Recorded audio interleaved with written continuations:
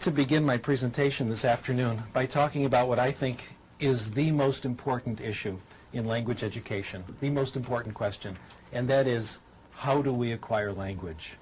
And I'd like to begin this discussion, this presentation, with an outrageous statement. In my opinion, we all acquire language the same way. The reason this is an outrageous thing to say is that these days in education, we're living in an age of individual variation. We're very concerned about how our students are different, not how our students are the same. Those who've been around in the field for a while remember, about 15, 20 years ago, people were very concerned about something called field-dependent learners and field-independent learners. You give people a certain test and one group gets this treatment, one group gets the other. Then about 15 years ago it was left side of the brain, right side of the brain. Some people are left hemisphere thinkers, some people are right hemisphere. Then about 10 years ago, cognitive style. The cognitive style of the home culture differs from the cognitive style of the school culture. We have a clash, etc. Well, each of the examples I gave you is probably correct. There is individual variation, and there is quite a bit of it. Nevertheless, there are some things we all do the same. Let me give you some examples. Digestion. We all digest food the same, no significant individual variation. First you put it in your mouth, then you chew it up, then it goes down your throat, then into your stomach. That's how it's done everywhere. That's how it's done in North America, South America, Europe, Asia, Africa. That's how it's done everywhere in the world. The visual system's the same everywhere. It's always the occipital lobe in the back of the brain. It's never in the side of the brain. It's never in the front of the brain. It's never in the elbow. It's done exactly the same everywhere you go. By the way, I used to use sex as an example of things everyone does the same, but some counterexamples have been pointed out to me recently.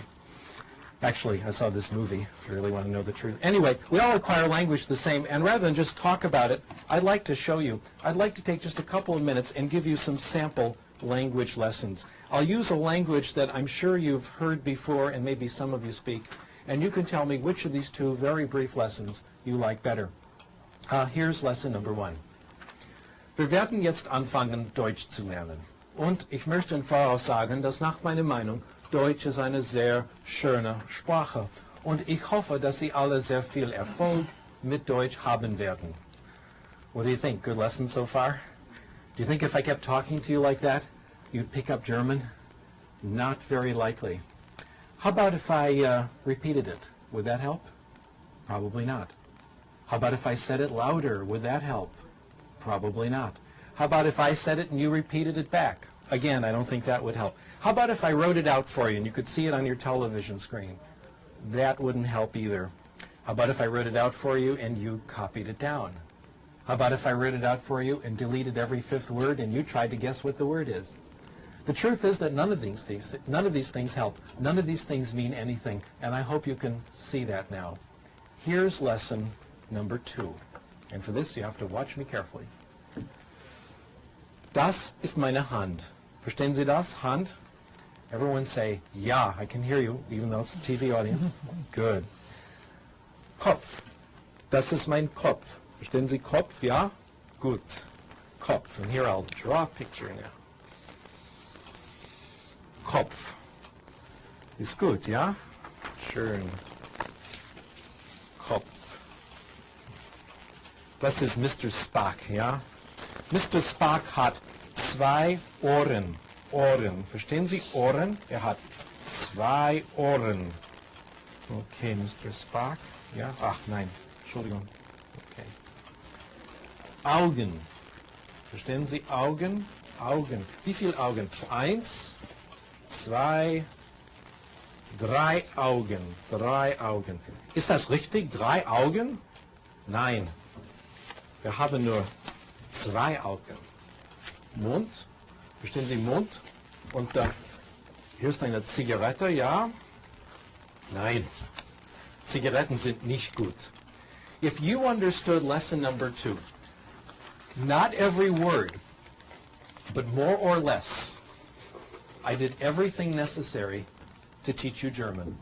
And now I'm going to share with you the most important thing I have learned about language. Probably the best kept secret in the profession. We acquire language in one way and only one way, when we understand messages. We call this comprehensible input. We acquire language when we understand what people tell us, not how they say it, but what they say, or when we understand what we read. Comprehensible input, in my opinion, has been the last resort of the language teaching profession. We've tried everything else. We've tried grammar teaching, drills and exercises, computers, etc. But the only thing that seems to count is getting messages you understand, comprehensible input. Now, one of the reasons lesson number 2 was better than lesson number 1 is we had Mr. Spock to help us out. So anything that helps make input comprehensible, pictures, knowledge of the world, realia, etc., helps language acquisition. If comprehensible input is true, what we call the input hypothesis is true, other things follow from it. And a very important corollary of the input hypothesis is this, and this may come as a bit of a surprise to some of you. Certainly came as a surprise to me. Talking is not practicing. Talking is not practicing. What does this mean? It means if you want to improve your Spanish, it will not help you to speak Spanish out loud in the car as you drive to work in the morning. It will not help you to go to the bathroom, close the door, and speak Spanish to the mirror. I used to think those things help. Now I think they don't. On the other hand, if we were a German class and we could hang together for a couple of weeks, say an hour a day of German, and I could keep the input light and lively, as in the second example, you'd start to acquire German. It would come on its own. And eventually, you'd start to talk. Your speaking ability would emerge gradually. Now, we have a lot of evidence that this is true, and the evidence is in the professional literature, in books, in journal papers, etc. And if you're an insomniac, you're welcome to look at all that. But rather than go through that, I'd like instead to tell you a story that illustrates the same point. I've used this story for a long time, so those of you who've heard it before, I've been using this for about 15 years, and the reason I've stay with it is that it makes the point very well, and I've discovered it's just about a universal experience. What has happened to me has certainly happened to you. And bear in mind, if you've heard it before and you're tired of hearing it, think how I feel. My experience took place in 1974 when I was briefly living in exile from California, working at the City University of New York at Queens College as director of English as a second language. And like everyone else in New York, we lived in a big apartment building. And the apartment next door to us was owned by a Japanese company. And every year, there'd be a new family in the apartment. And every year, there were the children who couldn't speak English. And there I was, director of English as a second language. I will teach English to these children and brag about it to my friends. So I remember going up to the little girl next door. She was 4 years old. Her name was Itomi. And I didn't know about this material on language acquisition then. Nobody did. And I thought then the way you get people to acquire a language is you get them to practice talking. So I tried to get her to talk. I'd say, Itomi, talk to me. Say good morning. Say hi. No response. Well, clearly I decided I've got to make this more concrete. Itomi, say ball. No response. Well, obviously I've got to break it down into its component parts. Let's work on initial consonants. Say ba. Look at my lips. Again, no response. There's a theory going around then that a lot of people still believe that children don't really want to acquire language. You have to kind of force it out of them. So I tried that. I won't give you the ball until you say ball. That didn't work either. No matter what I said, Itomi wouldn't speak. She didn't say anything the first week. She didn't say anything the second week, the first month, the second month, 5 months until she started to speak. Actually, that's not entirely true. Children during this stage do pick up certain expressions from the other children in the neighborhood. It's not real language. They understand approximately what they mean. It's not real language. They have a rough idea what it means. They use it in roughly appropriate situations. Things like leave me alone, get out of here. In fact, one child I knew, the only thing he could say was, I kick your ass, said it everywhere. Wasn't quite sure what it meant. After about 5 months, Itomi started to speak, and several things were interesting about her language. First, it looked a lot like first language acquisition, the same process our children went through. 1 word, 2 words, gradually getting more complicated. Second, it came quickly. By the time Itomi and her family went back to Japan at the end of the year, her English was closing in on the way the other children in the neighborhood were talking. The question is this: what was going on during those 5 months? She was listening. She was picking out comprehensible input. When she started to speak, it was not the beginning of her language acquisition. Let me repeat that. When she started to speak, it was not the beginning of her language acquisition. It was the result of all the comprehensible input she had gotten over those 5 months. Now, a silent period for a child in a situation like this is not pathological. It's normal. It's what you expect. You'd like to have a silent period, wouldn't you? How would it be if you had to study another language, but you went to a class where you didn't have to say anything? Doesn't that sound wonderful? You can talk all you want. You can raise your hand. You can volunteer. But no one's going to call on you. No one's going to put you on the spot. Also, in this perfect class, if the input isn't comprehensible, it's the teacher's fault, not yours. That's how we're doing it now. And the results we're getting aren't a little better than other methods. They're actually much, much better. Before I leave this topic, let me put in a brief commercial message for speaking. I'm not opposed to speaking. I think when students speak, it's fine. But what counts in speaking is not what you say, but what the other person says to you. In other words, when you get involved in conversation, what counts is the input that you can stimulate from other people. So I'm in favor of student speaking, but we have to understand it makes an indirect, a helpful but indirect contribution to language acquisition. I'd like to discuss one more hypothesis before we move on to literacy, and this is a very important one called the affective filter hypothesis.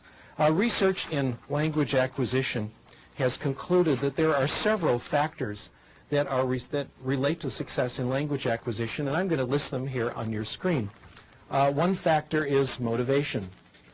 Students who are more motivated do better in language acquisition. Those of you who study this know that it's a little more complicated than this, but this is a good approximation. Second, self-esteem.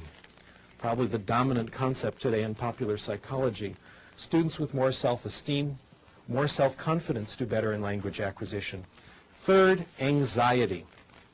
And here the correlations are negative. The lower the anxiety, the better the language acquisition. In fact, my hypothesis is for language acquisition to really succeed, anxiety should be 0. This has happened to you. Have you ever been in a situation, speaking a language that you may not speak very well, when the conversation gets so interesting, you temporarily forget that you're using another language? If this is happening to you, that's when you're acquiring. When your focus is completely on the message, what the other person is saying, and your anxiety is temporarily gone. By the way, as an important footnote to this, I guess today we say sidebar, as a sidebar to all this, I'm not sure that 0 anxiety is right for everything. I'm sure it's good for a lot of things, but I'm not quite sure how far to push this.